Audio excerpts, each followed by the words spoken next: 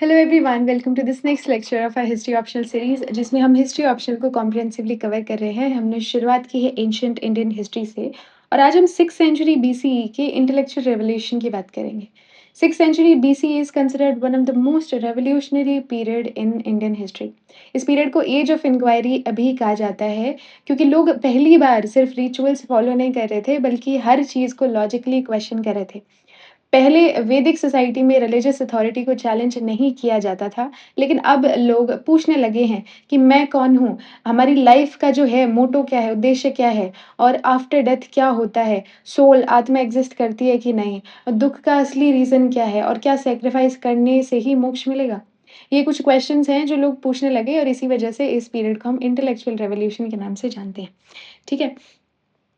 आगे बढ़ते हैं, थोड़ा-सा देखने की कोशिश करते हैं कि हिस्टोरियंस इसको इंटेलेक्चुअल फर्मेंटेशन का पीरियड क्यों कहते हैं, तो बहुत सारे जो है हम फैक्टर्स इसके बारे में पढ़ेंगे।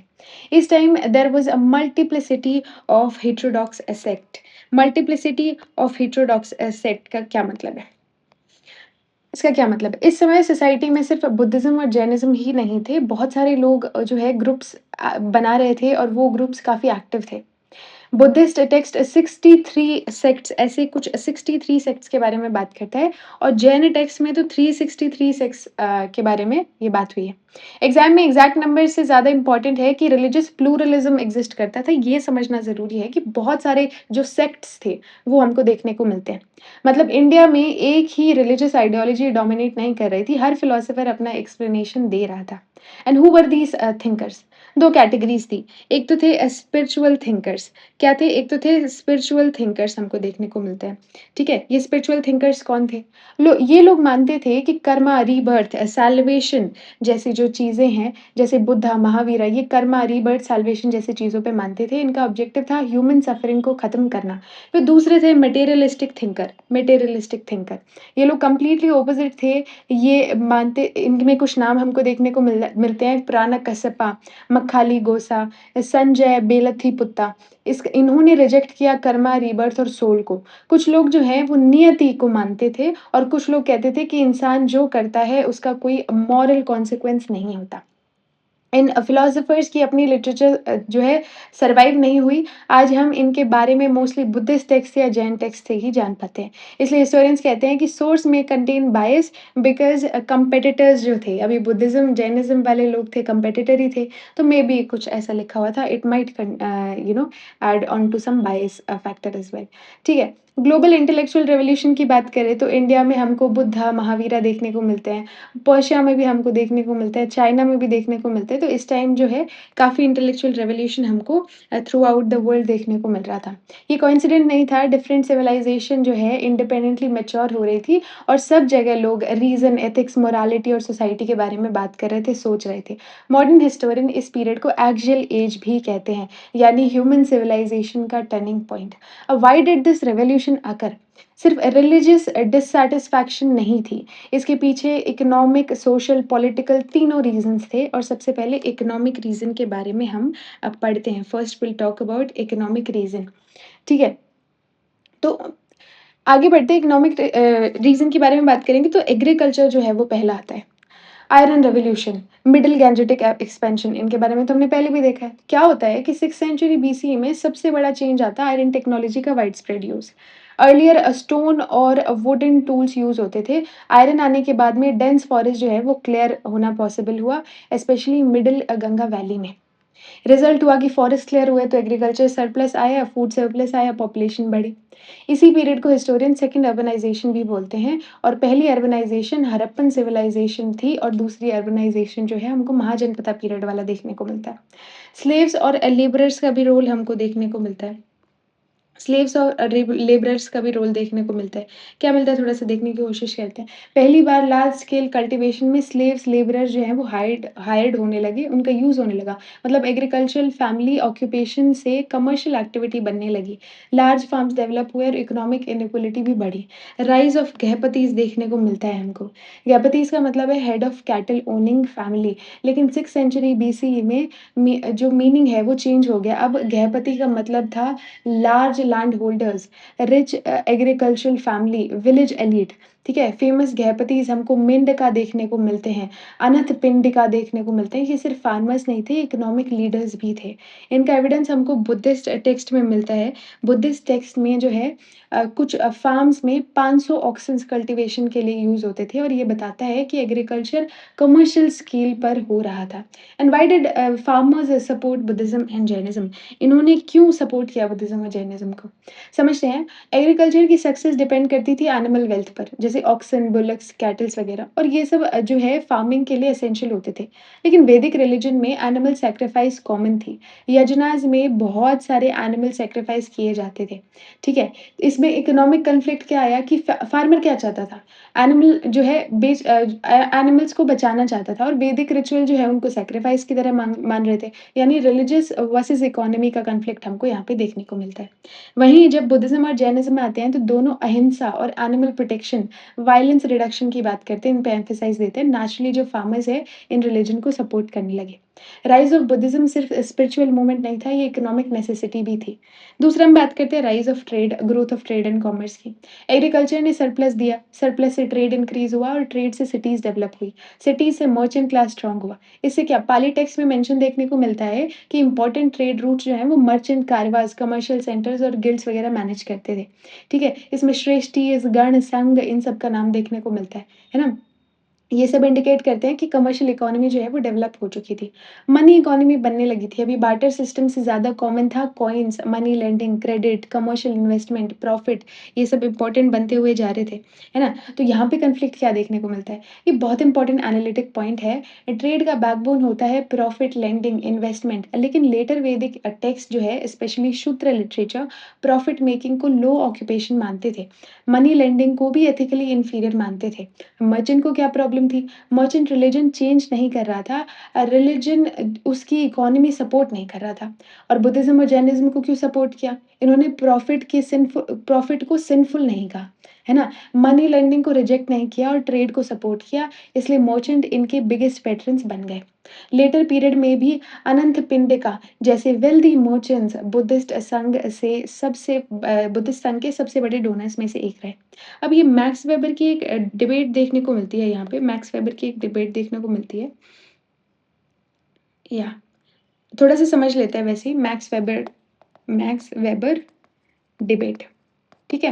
ये ऑप्शन के लिए इम्पोर्टेंट है, जर्मन सोशियोलॉजिस्ट थे मैक्स वेबर।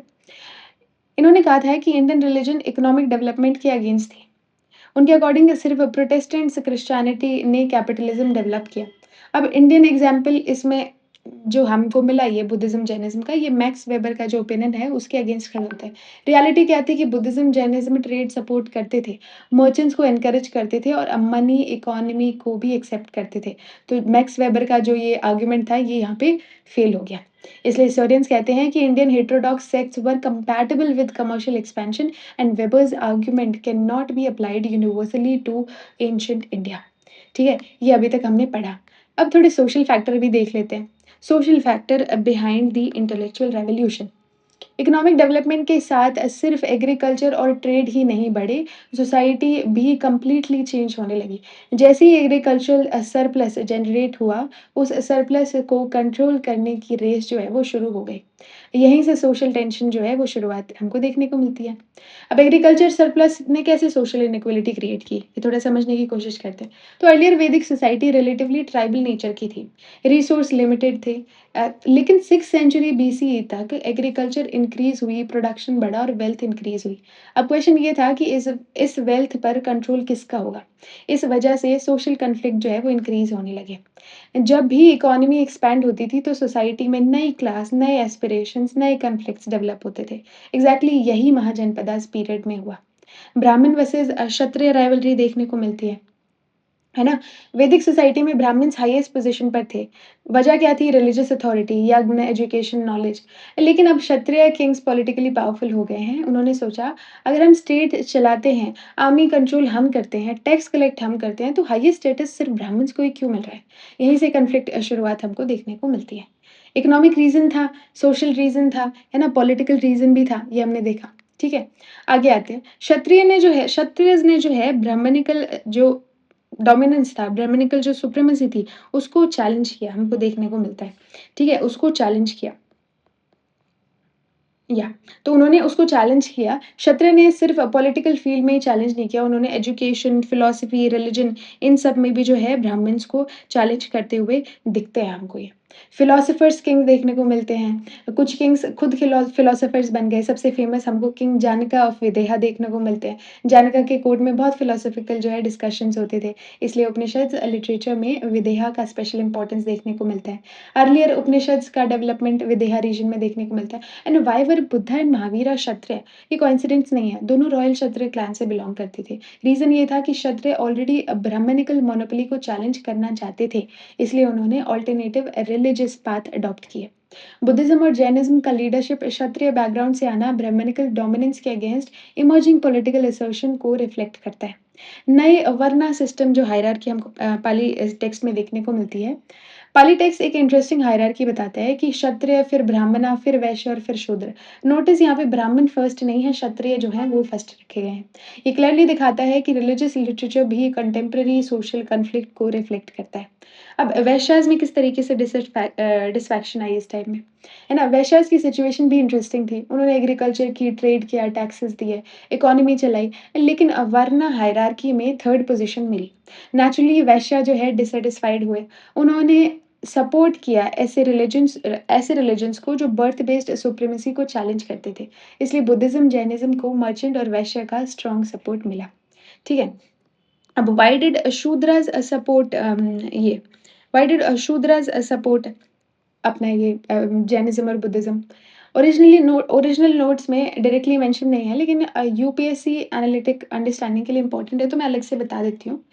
ट्रेडिशनल वैदिक सोसाइटी में शूद्रास के रिलीजियस जो राइट्स हैं वो लिमिटेड होते थे। बुद्धिज़्म और जैनिज़्म जो है उन्होंने बर्थ से ज़्यादा कंडक्ट, एथिक और कर्मा पर एम्फेसिस दिया, तो नेचुरली जो शूद्रास हैं वो भी उसमें फ़ेवर में आ गए। कर्मा और रीबर्थ की बात करें तो ये बहुत इंपॉर्टेंट कंसेप्चुअल टॉपिक है। नॉर्मली स्टूडेंट्स सोचते हैं कि कर्मा सिर्फ रिलीजियस कॉन्सेप्ट था, एक्चुअली इनका सोशल रोल भी था। सोसाइटी में इनइक्वालिटी बढ़ रही थी और किसी के पास बहुत वेल्थ थी, किसी के पास कम वेल्थ थी। क्वेश्चन था कि ऐसा क्यों हो रहा था? पास्ट कर्मा इसका जवाब दिया गया। अगर कोई रिच है तो उसके प्रीवियस बर्थ में उसने बड़ा अच्छा काम किया। अगर कोई पुअर है तो प्रीवियस बर्थ में उसने बेकार काम किया। ये बिलीफ सोशल टेंशन को रिड्यूस करता था और लोग सिस्टम को इमीडिएटली चैलेंज नहीं करते थे। और कर्मा डॉक्ट्रिन जो है acted as a social stabiliser in a society marked by increasing economic and social inequality. ऐसे तो फिर दंगा हो जाएगा, है ना? तो लोगों को एक वो देने के लिए कि आपने पिछले जन्म में कुछ गलत काम किया होगा, इस वजह से आपकी ये कंडीशन ये हो रही है, इस वजह से आपके साथ में ये हुआ, तो उनको थोड़ा लगता था कि ठीक है, चलो कोई बात नहीं। अब why did Buddhism and Jainism accept karma? इन्होंने कर्मा को कैसे एक्सेप्ट किया? तो अगर ये रिलिजन को अपोज़ करें, मतलब ये जो रिलिजन्स हैं, ये वैदिक रिलिजन को अगर अपोज़ करें, तो कर्मा क्यों एक्सेप्ट किया? रीज़न ये था कि सोसाइटी ऑलरेडी कर्मा कॉन्सेप्ट को समझने लगी थी। अगर कंप्लीटली रिजेक्ट कर देते, तो लोग एक्सेप्ट ही नहीं करते। इसलिए बुद्धिज़्म और जैनिज़्म ने कर्मा को एक्सेप्ट किया, लेकिन उसकी इंटरप्रिटेशन जो है वो बदल दी। अब why did Buddhism and Jainism become more successful than other sects? Original text कहते हैं कि 63 से लेकर 363 सेक्ट्स हमको यहाँ पे देखने को मिलते हैं। कुछ रीज़न थे इनके सक्सेसफुल होने के। पहला तो ये कि इन्होंने इनकी स्ट्रॉन्ग ऑर्गनाइज़ेशन देखने को मिलती है हमको। स्ट्रॉन्ग ऑर्गनाइज़ेशन देखने को मिलती है इनमें, है ना? और रिचुअलिज़्म का अपोज़िशन ये करते हैं, रिचुअल्स को अपोज़ करते हैं ये, है ना? एनिमल सैक्रिफाइस के खिलाफ बोलते हैं, है ना? एक्सेसिव सैक्रिफाइस के खिलाफ बोलते हैं, ब्राह्मणिकल डोमिनेंस को चैलेंज करते हैं, अडैप्टेड टू न्यू इकोनॉमी, जैसे-जैसे सोसाइटी बदल रही थी, तो इनकी भी जो है वैसे ही उसी तरीके की फ्रेंडली आइडियोलॉजी हमको देखने को मिलती है। ये फार्मर्स को अपील करते हैं, they also appealed to merchants, local languages use करते थे जैसे पाली और प्राकृत, ताकि लोगों को समझ आए, है ना? अर्ध-मगधी जैसी लैंग्वेज यूज़ करते थे और एक बैलेंस फिलॉसफी हमको देखने को मिलती है ना? बैलेंस फिलॉसफी देखने को मिलती है, एक एथिकल रिलिजन जो है वो ऑफ़र कर रहे थे और जिसमें वाइडर सोशल पार्टिसिपेशन भी देखने को मिलता है कि समाज का हर वर्ग आके इनका हिस्सा बन सकता है। उसके अलावा they also matched changing political and economic realities, ये हम समझ चुके हैं। अब नए रिलिजन का इम्पैक्ट क्या हुआ? सबसे पहले तो social equality, chal challenge to varna hierarchy. Buddhism और जैनिज़्म ने जन्म के बेसिस पर सुपीरियॉरिटी को इम्पोर्टेंस नहीं दी। संघ में डिफरेंट कास्ट के लोग आ सकते थे और ये ब्राह्मणिकल मोनोपोली के लिए डायरेक्ट चैलेंज था। ठीक है? अब ये कंप्लीटली इक्वालिटी तो नहीं थी, लेकिन एंशिएंट इंडिया के कॉन्टेक्स्ट में बहुत बड़ा सोशल रिफॉर्म हमको देखने को मिलता है। इम्पैक्ट ऑन वुमेन की अगर बात करें, तो अर्लियर वुमेन के ऑप्शंस लिमिटेड थे, मैरिज, फैमिली और डोमेस्टिक लाइफ तक ही। तो बुद्धिज़्म ने वुमेन को मोनास्टिक लाइफ का ऑप्शन दिया, शुरुआत में नहीं लेकिन बाद में। भिक्खुनी संघ एस्टैब्लिश हुआ, इससे वुमेन को अल्टरनेटिव सोशल आइडेंटिटी मिली। ठीक है? ऑल्दो कंप्लीट इक्वालिटी नहीं थी, बट फिर भी वुमेन के लिए रेवोल्यूशनरी डेवलपमेंट कह सकते हैं। Impact on devel trade. Earlier sea voyages वगैरह होते थे, को इनको सबको सिनफुल माना जाता था। अब इनको सिनफुल नहीं मान रहे हैं बुद्धिज़्म और जैनिज़्म। सी ट्रेड को कंडेम नहीं किया, इससे इंटरनेशनल ट्रेड इंक्रीज़ हुआ। लेटर पीरियड में Indian merchant Sri Lanka, south east Asia, central Asia तक बुद्धिज़्म के साथ जो है ट्रेड भी ले गए। Okay? Emphasis on Karma, Karma का भी एम्फेसिस ये देते हैं, इसका रीज़न हम देख चुके हैं। डेवलपमेंट ऑफ लैंग्वेज, है ना? रीजनल लैंग्वेज का प्रमोशन किया, पाली, प्राकृत, अर्ध मगधी जैसे जो है ये लैंग्वेजेस फॉलो करते थे। इसकी वजह से भी इनका सक्सेस हमको बाकियों से ज़्यादा देखने को मिलता है। ठीक है? अब what were the feature of this intellectual pluralism या इंटेलेक्चुअल रिलीजन? ठीक है, 6th सेंचुरी बीसी के रिलीजन का सबसे इंपॉर्टेंट फीचर ब्लाइंड फेथ की जगह लॉजिकल इंक्वायरी था। हर फिलोसोफर अपना आंसर दे रहा था और सोसाइटी में डिस्कशन और डिबेट का एनवायरनमेंट बन रहा था। ठीक है? एविडेंस हमको इसके बुद्धिस्ट और जैनिज्म टेक्स्ट में देखने को मिलते हैं। ठीक है? सबसे पहले बात करते हैं एस्केटिज़्म, ये क्या चीज़ होती है? कि ऑलमोस्ट सभी हेटेरोडॉक्स जो सेक्ट्स थे, उनमें एस्केटिज़्म यानी संन्यास या तपस्या कॉमन फीचर देखने को मिलता है। क्योंकि ज़्यादातर सेक्ट्स मानते थे कि कर्मा, रीबर्थ और सैल्वेशन, अगर अकर्म से बंधन होता है, तो डिज़ायर को कंट्रोल करना ज़रूरी है, इसलिए सिंपल लाइफ़, तपस्या, सेल्फ कंट्रोल को इम्पोर्टेंस मिली। डिफ़रेंस यहाँ पे ये देखने को मिलता है कि बुद्धिज़्म एक्सट्रीम तपस्या को रिजेक्ट करता है, जैनिज़्म जो है वो सीवियर तपस्या को एक्सेप्ट करता है। रिजेक्शन टू रिचुअल्स, रिचुअल्स के खिलाफ खड़े हुए ये, है ना? वैदिक रिलिजन में यज्ञ, सैक्रिफाइस, प्रीस्ट, रिचुअल्स ये सब इम्पोर्टेंट है। लेकिन न्यू फिलॉसफर्स ने सवाल उठाया कि अगर ब्राह्मण और आत्मा एक ही हैं, ब्रह्मा और आत्मा एक ही हैं, तो फिर रिचुअल्स किस लिए किए जाते हैं? मतलब नॉलेज और एथिक्स इम्पोर्टेंट है या सिर्फ रिचुअल्स ही इम्पोर्टेंट है? आप वो कर दो तो काम बन जाए।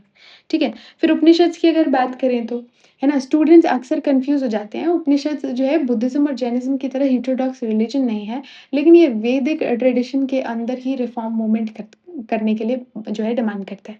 वैदिक रिलिजन को डिस्ट्रॉय करना नहीं, लेकिन उसको इम्प्रूव करना, रिफॉर्म लाना। ठीक है?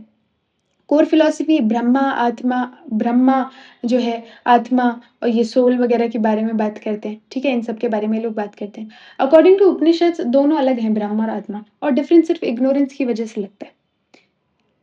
अच्छा, अलग है मैंने बोला। उपनिषद्स में ब्रह्म और आत्मा अलग नहीं है, वो बोलते हैं, और इग्नोरेंस की वजह से आपको डिफरेंस लगता है, बात ये है। समुद्र और वेव जैसे अलग नहीं है, है ना? वेव अलग दिख रही है, लेकिन वो समुद्र से अलग नहीं है। लेकिन रियलिटी में वेव इज़ ओशन, वैसे ही आत्मा जो है ब्रह्मा। ये बोला गया है कि जैसे वेव ओशन से अलग नहीं होती, वैसे ही आत्मा ब्रह्मा से अलग नहीं होती। इग्नोरेंस की बात करते हैं कि हम अपनी इग्नोरेंस की वजह से ही जो है आत्मा और ब्रह्मा को पहचान नहीं पाते। ठीक है? पाथ टू सल्वेशन क्या बोलते हैं? वेदास पढ़ो, यज्ञ करो, रिचुअल करो, पहले ये बोला जाता था। अब बोलते हैं उपनिषद से नॉलेज अटेन करो, है ना? ज्ञान मार्ग के बारे में बात करते हैं। सेल्फ रियलाइज़ेशन होगा तो आपको मोक्ष मिलेगा, ये सब चीज़ें देखने को मिलती हैं। ठीक है? अब थोड़ा डिफ़रेंस क्या आता है, थोड़ा-सा समझने की कोशिश करते हैं कि उपनिषद्स जो है वो वेदास को एक्सेप्ट करते हैं, ब्रह्मा को एक्सेप्ट करते हैं, सोल को एक्सेप्ट करते हैं और रिफॉर्म चाहते हैं वैदिक रिलिजन के अंदर। लेकिन बुद्धिज़्म और जैनिज़्म थोड़े इंडिपेंडेंट रिलिजन है, वैदिक अथॉरिटी रिजेक्ट करते हैं, रिचुअलिज़्म रिजेक्ट करते हैं और सेपरेट फिलॉसफीज़ हैं, थोड़े बहुत डिफरेंस देखने को मिलते हैं। अगर जैनिज़्म की बात करें तो जैनिज़्म के अकॉर्डिंग यूनिवर्स ना क्रिएट हुआ है, ना डिस्ट्रॉय होगा, ये इटर्नल है, जैनिज़्म वाले बोलते हैं। हम इनके बारे में अच्छे से भी डिस्कस करेंगे, काफ़ी डिटेल में डिस्कस करेंगे, फैक्ट्स भी देखेंगे सारे। फिलहाल हम ये देख रहे हैं कि इंटेलेक्चुअल रिवॉल्यूशन का एक ओवरव्यू कैसा है। तो जस्ट इन केस आपके पास आंसर आए तो you can just right it, क्योंकि हम मेंस के पर्सपेक्टिव से इसको देख रहे हैं। है ना? जैनिज़्म के अकॉर्डिंग हमने देख लिया कि यूनिवर्स इटर्नल है, कोई क्रिएटर गॉड नहीं है, इन्होंने कहा, यूनिवर्स खुद ही इटर्नल है। इन्होंने साइकिल थ्योरी ऑफ टाइम भी दिया है ना? 2 मेजर फेजेस होते हैं, उत्सर्पिणी मतलब एस्केंडिंग फेज, इस फेज में human beings health, morality, height, age सब इम्प्रूव होता है। जैन टेक्स्ट कहते हैं कि इस फेज में 36 ग्रेट मेन जन्म लेते हैं, इनमें 24 तीर्थंकरा और 12 चक्रवर्ती रूलर्स इंक्लूड होते हैं। फिर अवसर्पणी इन्होंने बोला, अवसर्पणी इन्होंने बोला। उसका मतलब जब चीज़ें बेकार हो जाती हैं, मोरालिटी डिक्लाइन करती है, लाइफ स्पैन कम हो जाता है। ठीक है? सिंबॉलिक एग्ज़ाम्पल इसका एग्ज़ाम्पल ये है कि टेक्स्ट में लिखा है, "एक टाइम ऐसा आएगा जब इंसान को जो है बैंगन तोड़ने के लिए बैम्बू स्टिक यूज़ करनी पड़ेगी।" ये लिटरल साइंस नहीं है, लेकिन डिक्लाइनिंग कंडीशन का सिंबल हम जो है बोल सकते हैं। जीव और अजीव की बात करते हैं। जीव जिसमें सोल हो, कॉन्शियस हो, लिविंग हो। अजीव जिसमें नॉन लिविंग एलिमेंट हो, है ना? अजीब का क्या जो है हमको फैक्टर्स देखने होते हैं, धर्म, अधर्म क्या नाम है, काल और पुद्गला इसका मतलब समझते हैं। धर्म मतलब मोशन का मीडियम, है ना? अधर्म यानी रेस्ट का मीडियम, आकाश यानी स्पेस, है ना? काल यानी टाइम और पुद्गला यानी मैटर। तो ये जो है हमको अजीब वाले उसमें देखने को मिलते हैं। तो ये सब है। गोल ऑफ लाइफ क्या है कि सोल पर कर्मा जो पार्टिकल्स हैं वो चिपक जाते हैं और यही बर्थ और डेथ का रीज़न है। ऑब्जेक्टिव क्या है कि सोल को कर्मा से कंप्लीटली फ्री करना है। ये सब कुछ देखने को मिलते हैं। 2 मेथड बताए हैं इसका, एक तो संवारा, एक निर्जरा। संवारा में जो है स्टॉप न्यू कर्मा, जैसे घर में डस्ट ना आए वैसे ही नए कर्मा के अंदर आने से रोको। डिसिप्लिन बढ़ाओ अपना, सेल्फ कंट्रोल बढ़ाओ, गुड कंडक्ट करो। निर्जरा में डिस्ट्रॉय ओल्ड कर्मा, पुराने कर्मों के लिए तपस्या करो, मेडिटेशन करो, है ना? सेल्फ मेडिटेशन करो, सेल्फ डिसिप्लिन लाओ, ये सब चीज़ें हमने देखी। ठीक है? ओके। 5 जो है वो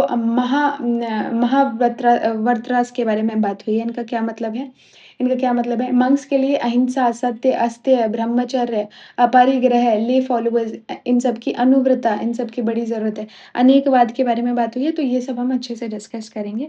आई believe we have discussed the reasons for the rise of this different heterodox sects and the religious revolution. तो बुद्धिज़्म और जैनिज़्म के बारे में हम एक डिटेल्ड जो है वीडियो लेके आएँगे, उनके क्वेश्चंस के बारे में देखेंगे मेंस के पर्सपेक्टिव से। I believe this video is enough. I will see you in the next video and till then keep learning and अगर आपको ये वीडियो किसी भी तरीके से हेल्पफुल लगी हो then please hit the like button and subscribe to this channel. Thank you for watching.